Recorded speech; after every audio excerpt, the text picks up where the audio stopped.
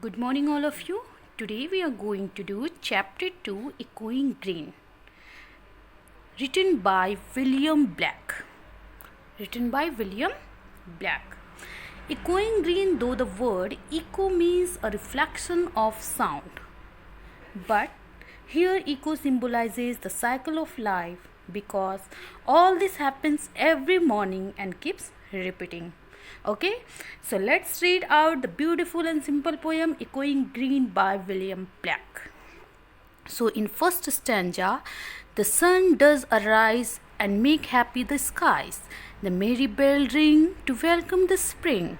The skylark and thrush, the birds of the bush, sing louder around to the bell's cheerful sound, while our sports shall be seen on the echoing green. So in this stanza, कवि कह रहा है कि गांव के बाहर जो खुला खाली हरा भरा मैदान है, या फिर गार्डन कह सकते हैं, गांव के बाहर जो खुला हरा भरा खाली मैदान है, स्प्रिंग का सीज़न आ चुका है. ठीक है, स्प्रिंग का सीज़न आ चुका है, सूरज उग चुका है और आसमान भी उससे बहुत खुश है. और चर्च की जो घंटियां हैं, द मेरी बेल रिंग, चर्च की जो घंटियां हैं बज रही हैं. क्रिसमस का टाइम है और वो घंटियां बसंत का स्वागत कर रही हैं. यहाँ पे स्काई लार्क एंड थ्रश दिया है. स्काई लार्क, अ brown colour bird larger than अ स्पैरो. ठीक है, बर्ड है. Thrust means a small size song bird. दोनों ही एक्चुअल बर्ड हैं. इन्हें कवि झाड़ियों का पक्षी कहता है. ये पक्षी घंटियों की खुशी भरी आवाज़ का साथ देने के लिए ज़ोर ज़ोर से गाना गाते हैं. और इसी टाइम में गांव का जो इकोइंग ग्रीन है, खाली हरा भरा मैदान है, वहाँ हम अपना खेल देखेंगे. हमारा खेल गांव के मैदान में दिखाई देगा. ठीक है. Now the second stanza. Old John with white hair does laugh away care, sitting under the oak among the old folk. They laugh at our play, and soon they all say, such were the joys when we all, girls and boys, in our youth time were seen on the echoing green. हमारा खेल देखने के लिए कवि कह रहे हैं, William black कह रहे हैं कि हमारा खेल देखने के लिए जॉन नाम का बूढ़ा व्यक्ति आया हुआ है विथ वाइट हेयर. उनका हेयर कैसा है? वाइट है. और हमारा खेल देखते देखते वह अपनी सभी चिंताओं को भूल गया है. वह ओक के पेड़ के नीचे बैठा है और उसके साथ कुछ और भी बूढ़े बैठे हैं. ये सभी बूढ़े हमारे खेल को देखकर हंसते हैं. वे भी इंजॉय कर रहे हैं और कहते हैं, क्या कहते हैं?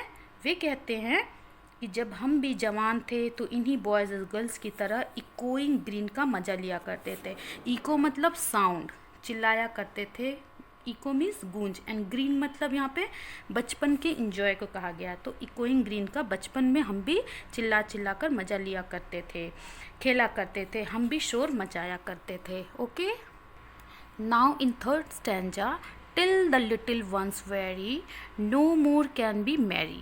The sun does descend, and our sports have an end.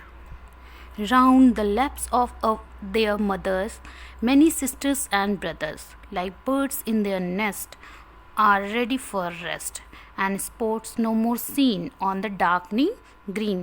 Dear students, जितने भी words रेड कलर में लिखे हुए हैं पोएम में, उनके मीनिंग यहाँ पे दी हुई है. Okay. Now in third standard. छोटे बच्चे खेल खेल कर थक जाते हैं और अब थक जाने के कारण सो जाते हैं और मज़े नहीं करते. सूरज अब सनसेट हो चुका है और हमारा खेल रुक जाता है, मतलब बंद हो जाता है. कवि कहते हैं, जिस तरह से पक्षी अपने घोंसले में आराम के लिए इकट्ठे हो जाते हैं, उसी तरह बच्चे, बहुत सारे भाई बहन अपनी मम्मी के नज़दीक आ जाते हैं ताकि अपनी मम्मी की गोद में सो सकें. और जो सुबह हरा भरा मैदान खेल से गूंज रहा था, अब वहाँ कोई खेल नहीं दिखाई देता. अब सूरज डूब चुका है और अंधेरा छा गया है. सो इस तरीके से फर्स्ट स्टैंजा में सन राइज हुआ था और थर्ड स्टैंजा में सन सेट हुआ है. ठीक है। तो मॉर्निंग में नेचर भी इंजॉय करते हैं और रात में रेस्ट करते हैं। Similarly human being also.